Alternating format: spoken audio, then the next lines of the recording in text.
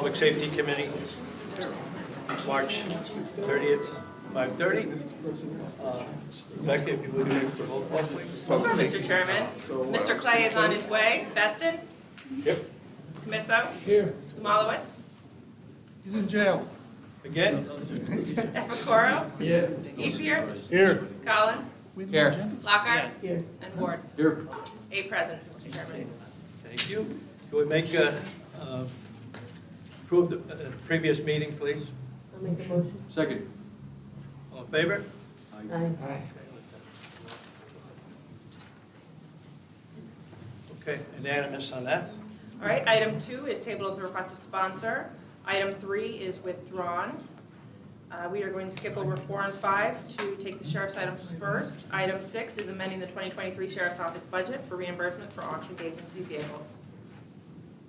You're on, Sheriff. Good evening, thank you. This is just to accept and deposit back in $30,000 from selling our old used police vehicles that went to the auction last month. To make a motion. Second. All in favor? Aye. Opposed? So be it. Item 7 is amending the 2023 Sheriff's Office budget for personnel adjustments.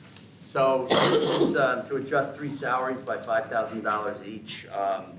I don't know what the rest of the county is doing, but my vacancies are slowing our progress. We can't get people involved in public safety. I can't get people to take clerical jobs. I mean, yes, we're a patrol department, we're a correction department, but I also have a civil office and EMS and fire coordinators and dispatchers. So I'd like to adjust these 3 salaries, take another full-time position out, raise their salaries up. They're doing the jobs of 3 and 4 people at this point.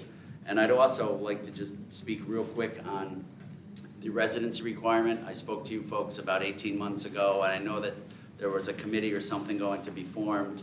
I still am asking to please remove that. I know I am good until the end of this year, but at this point, I think it's just archaic legislation. And with the hiring pool being as thin as it is, I would love to see that removed. And I'm sure that there's other county department heads as well that would like to see that removed. Just to clarify, the residency requirement was removed by the Personnel Committee just for a 2-year period initially. So if you are asking for beyond that, we can absolutely I consider am. it? Okay. I am, and I thought that, I believe when I brought it up, it was legislator from Bethlehem,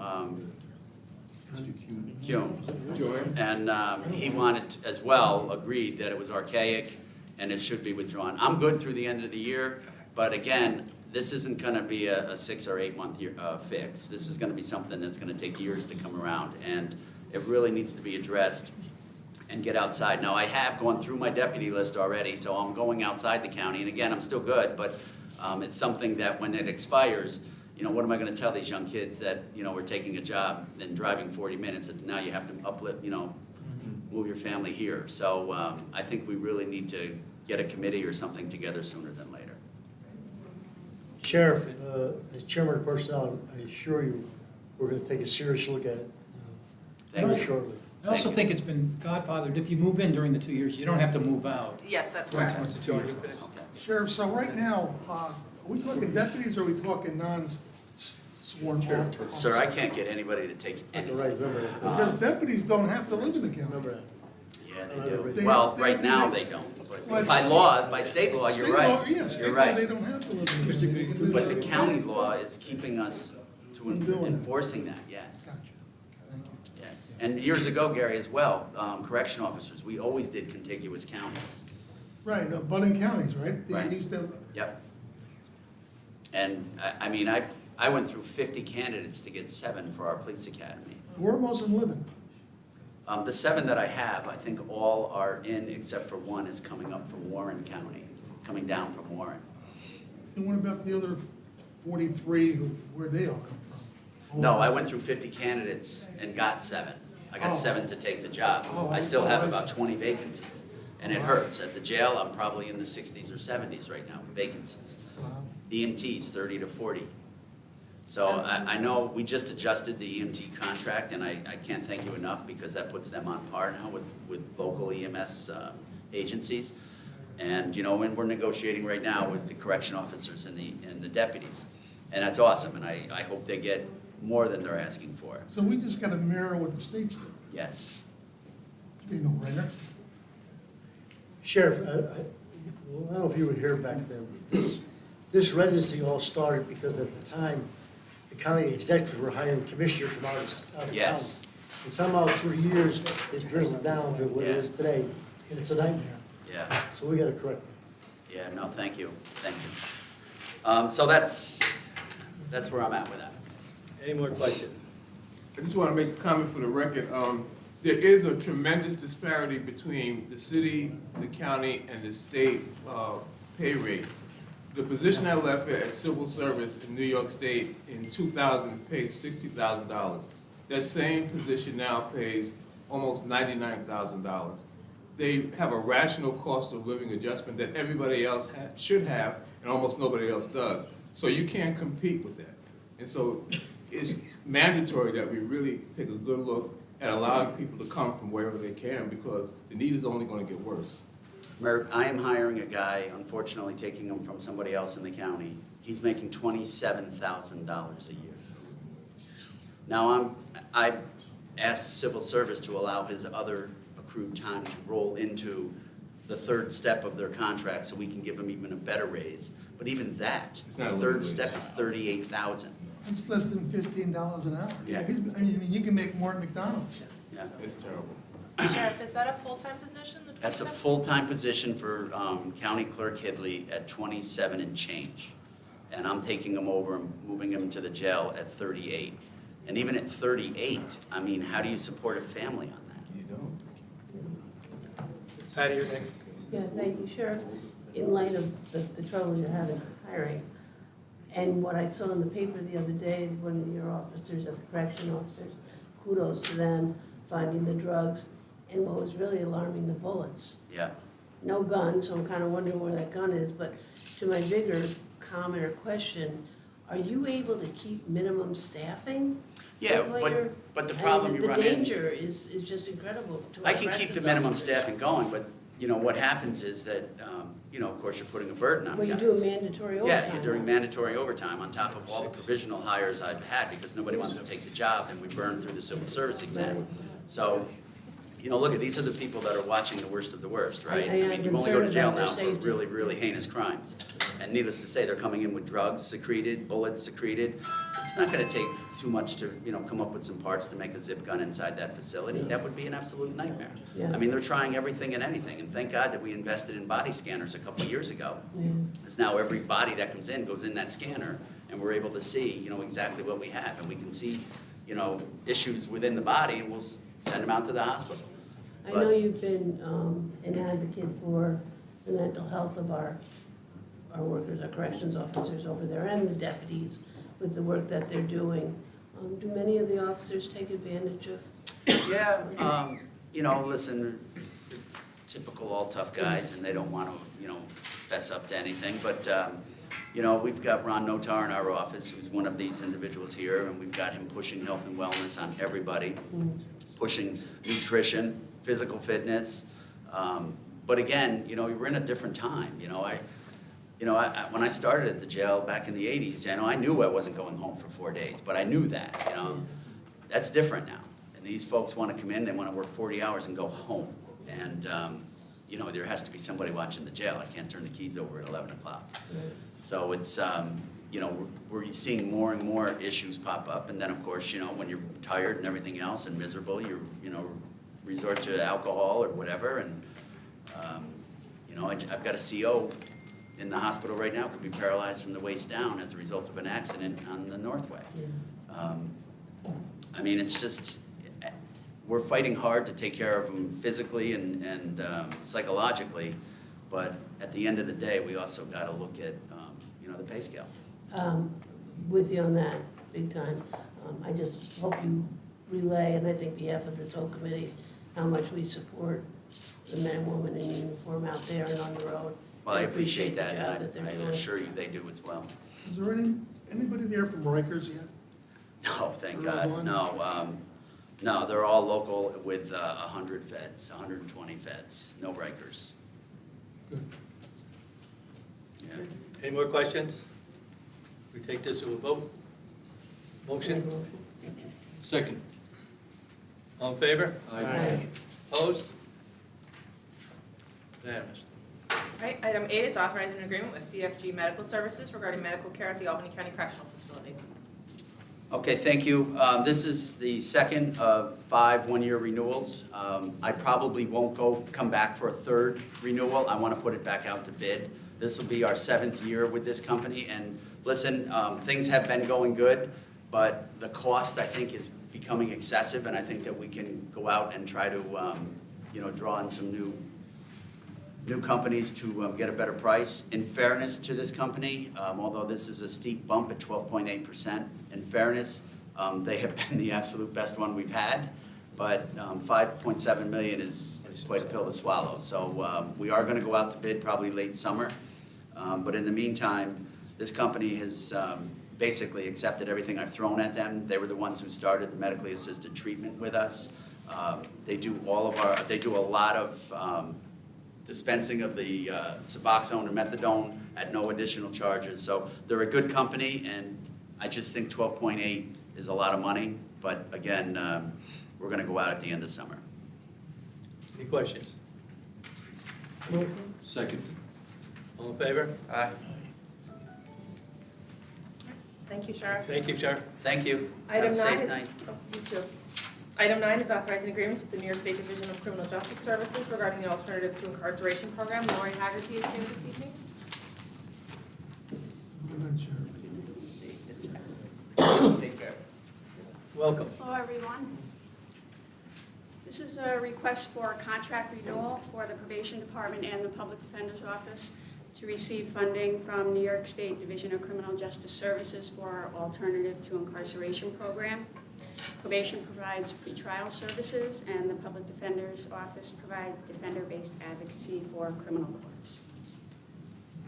Any questions? Go ahead, Is there a Chair. county match? Not that, no, I don't believe so. Anyone Motion else? to move it. All in favor? Thank you. Thank you. Right. Item 10 is authorizing an intergovernmental agreement with the Cybersecurity and Infrastructure Security Agency of the Department of Homeland Security regarding vulnerability scanning of Albany County's public-facing networks and systems. Andrew Bellinger is here this evening. How's it going? Good evening. So I'm here tonight to ask for your support and authorization to enter into an intergovernmental agency with CISA, which is the Cybersecurity and Infrastructure Security Agency, which is a portion of the Department of Homeland Security. Now, the services we're looking to receive from them is vulnerability scanning and security scanning done on the perimeter of our network. This is a free service that the Department of Homeland Security offers to various municipalities to help bolster their cybersecurity programs. Given the county and our desire to maintain security for both ourselves and our residents, I feel that this is a service that's extremely beneficial, especially when it's not going to cost the county any additional funds. Questions? Motion to move it. Second. All in favor? Thank you very much. All right, going back to item 4, Can't beat free. public hearing on proposed local law number B for 2023. Oh, there she is. I thought you were outside, Ally. Hi. A local law of the County of Albany providing real property tax exemptions for volunteer firefighters and ambulance workers pursuant to real property tax law 466A. And Ms. McLean Lane is here to speak on this item. Thank you very much. I'm here to ask for your support on this legislation. As you know, many of us who live in villages and towns, et cetera, are served by volunteer fire departments, which save New York State several $1 billion a year. And they, take their own time doing training. If they are injured while they are on duty, they only get a limited disability, nothing from their own, their regular jobs. And we are having a very serious recruiting problem. We are even having it in paid, but in volunteer especially. So young people are not seeing necessarily the benefit to them when they have to have 2 jobs, et cetera. So this exemption on their taxes, which will also extend to unremarried spouses after a certain period of time, in addition to 25-year members as well. Gary? Counselor, is there anywhere in state law where we can apply this to professional paid firefighters like the city of Albany Not to my knowledge, or no. Waterville This or is Cohoes? this is a state opt-in program. It only applies to volunteer firefighters at this time. I mean, obviously, anything could be done up the hill through lobbying, but at this time, this only allows us to do this specific thing, where for certified members of a volunteer firefighter or ambulance service, as they are certified by their agency and they have two or more years of service, they can get it. Anyone else who is a paid What's it, firefighter. 10%? It is Yes, 10%, it's 10% for the period of time in which they are certified active. Once they hit 20 years, it's for their lifetime, or if they are more than 5 years and they die in the line of duty, their surviving spouse gets it for the rest of their lifetime as well. What are we doing, take 10% off their tax? Is that what we- Yeah, off their county tax. Mhm. That should fly good. There are other programs such as this. There is a village program but there's no diminution of benefits, so they'll still continue. For example, the Village of Manans does provide that. I think the county did pass something several years ago, maybe 2010, 15, maybe even earlier, so that municipalities could do this, but there will be no diminution of their current benefits. Ally, what does the village pay now to these people? Pay them? We don't pay our volunteer fire. How They're, do you get the ones that aren't paid? they are volunteer. No, do you have people that are paid? They have a lot of Pay fire they have a lot department. of cleaners, though. Yeah, They don't have a lot of, they don't have a lot of. You have a paid fire department? Everybody doesn't get paid, but they have a We lot do of not have a cleaners. paid fire department in Manans. No, we have a volunteer fire department. And in fact, the 12 fire districts throughout the town of Colony are all volunteer. And recruitment has proved very challenging. So to keep those going so that we don't have to turn over to paid, certainly any benefit that we can offer them would be a great tool. So in other words, Manans isn't like Cohoes or Waterville, No, or all the, cities are all where the paid. taxpayers pay the, Mhm. Manans taxpayers aren't doing that. Is there any chance of them doing that? No. Counselor, is there anything that precludes us from, as a county, from doing that for the paid professionals in Albany, Cohoes, and Waterville? Yes, Yes. New York State cramps us from They doing have it, to- except they have to- they've only granted us the authority to do it in this limited situation under these very limited terms. We cannot go beyond that. Like, we couldn't do it for, people who are under the 2-year period, or for surviving spouses where they haven't served 5 years. So the state has allowed us to opt in under these very specific terms. Otherwise, we cannot go beyond it at all, much less just paid. Thank you. Make a motion? I have a question, Chairman. Sorry, go Yeah. ahead. Is there fiscal impact on this? Do we know how much this will cost the county? I don't know now, but it would be my pleasure to try and find out for you. Could I answer that question? There is no fiscal impact, because what happens is the exemption that gets spread out to everybody else in the tax. So the county's whole, there's no fiscal impact. Oh, well, there's a shift then. It's a shift, exactly. It's a shift. But I would be more than happy to find out. There has to be a it will dollar be- number. So the Yeah. walls, they- There has to be a dollar I number. would think, Yeah, whatever. I do agree with you. Thanks, Al. Of course. Yeah, if I could just chime in, Mr. Zelby is 100% correct, just like any other tax exemption that we would do. We still give over a portion of our levy to each of the municipalities.